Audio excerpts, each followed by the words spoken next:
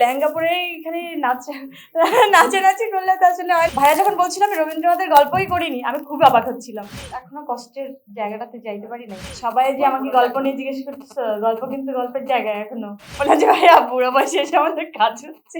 বেশি প্রয়োজনীয়তা বললে সবাই আমাকে শত্রু মনে করে। কারণ সবাই দেখছে যে ইদানিং আমি কাজগুলো করছি তার মধ্যে হিরোই নাই। তো সবাই ভাবছে যে কি ব্যাপার, আমি হিরো ছাড়া কাজ কিভাবে স্টার্ট করছি এবং কিভাবে শেষ করছি। তো আবার যখন হিরোদের সাথে কাজ করি তো প্রমোশন আবার হিরোদেরকেও পাওয়া যায় না ঠিকঠাক করে। তো আমি কাজ করতে এসেও নানা ধরনের আম মানে এভাবে আমার বলা উচিত না। সবাই এমনিতেই আমাকে একটু শত্রুতা বেশি ভাবে। তারপর কেন জানি না, আমার মনে হয় যে আসলে কাজটাকে আমরা ফোকাস করি এবং সেটা হোক ওই যে এখন কি করবো, লেহেঙ্গা পরে এখানে নাচানাচি করলে তো আসলে হয় না। দিন শেষে আমরা একটা বেঁচে থাকার মতো একটা কাজ চাই, একটা জায়গা চাই। সেখান থেকে ক্যারেক্টারটা বেশি ইম্পর্টেন্ট, চরিত্রটা ইম্পর্টেন্ট। সেখানে যখন আপনি চরিত্রকে বেশি ফোকাস করতে যাবেন তো ওই নারী কেন্দ্রিক ব্যাপারটাই চলে আসে। কারণ তো আমি নারী, তো আমি ওই হয়েই কাজটা যখন করি তো আমার ভালো লাগে যে আমার এই টিমটার মধ্যে আমি প্রথমে ডিরেক্টর যখন বলল যে একজন নারী ডিরেক্টর, তাহলে ঠিক আছে চলো, প্রথম ভরসাটা পাওয়া গেল। কেন পুরুষ হলে পরে করতে না?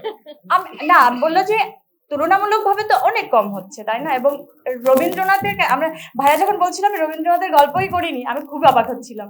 কারণ আমি মুখিয়েছিলাম সারা জীবন যে আমি কবে, সবাই জিজ্ঞেস করছিলেন না যে আমার এখানে অনেক সাংবাদিকরা আছেন, তারা কিন্তু অনেকবারই আমাকে এই কোশ্চেনটা করেছেন যে আপনার পছন্দের একটা চরিত্র বলেন যেটা আপনি কখনো এখনো করেননি। তো আমি কিন্তু বলেইছি যে আমার রবীন্দ্রনাথের কোন একটা সুন্দর একটা চরিত্র করার জন্য। তো আমার জীবনে এরকম একটা আকাঙ্ক্ষা ছিল যে কবে আমি চরিত্রটা করতে পারবো। সেখানে দেখছি ভাইয়াও করে নাই। বাবা সোনা সোহাগ হয়ে গেল। এই আত্মতৃপ্তিটা আসলে আমরা এই কাজটাকে একদম ঢেলে করতে চাই। দেখা যাক কতটুকু তৃপ্তি আমরা পাই এবং আপনাদেরকে দিতে পারি ইনশাআল্লাহ। আপনারা দোয়া করবেন, আমরা পুরোটাই যথাযথভাবে চেষ্টা করব। এখনো কষ্টের জায়গাটাতে যাইতে পারি নাই।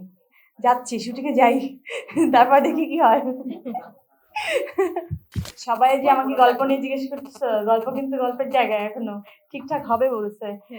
অনেক কাজ আছে, আমি যাই শুটিংটা শেষ করে এসে বলে দিব। পুরো একদম শুরু থেকেই আমি যেহেতু সাথে আছি, প্রত্যেকটা স্ক্রিপ্ট যখন যেরকম ভাবেই হবে। এটা ভালো হয়েছে যে শুরু থেকেই আমরা সাথে আছি। একদম পলিশ টলিশ হয়ে যাওয়ার পরে যখন থাকতাম তখন হতো কি আমরা একদম শুরু থেকেই ওই ব্যাপারটা হয়তো সবার মধ্যে যেই ছোট ছোট বিষয়গুলো যেভাবে আসলে ডে বাই ডে ইমপ্রুভ হয় ওইটার সাথে আমরা থাকতে পারতাম, একটা পলিশ জিনিস আমাদের কাছে এসে পৌঁছাতো। তো আমি খুবই হ্যাপি যে একদম শুরু থেকেই আমি আছি এটার সাথে। যতবারই মনে পড়ছে অথবা আপনারা মনে করিয়ে দিচ্ছেন, আমার যখনই ফিল হচ্ছে ভাই আমার পাশে, তখনই মনে হচ্ছে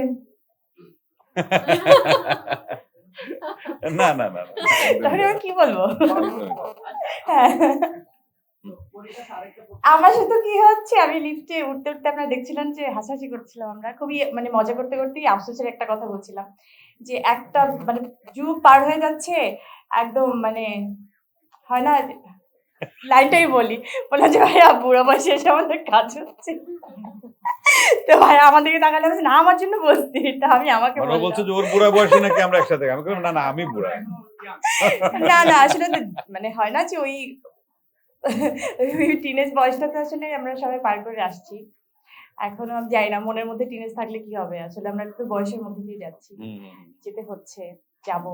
তো আমি জানি না, হয়তো এভাবেই লেখা ছিল আমাদের, এভাবে একটা কাজ হবে, কিন্তু আমি চাই এই কাজটা অনেক অনেক ভালো হোক, অনেক বেস্ট হোক, সবাই অনেক পছন্দ করে।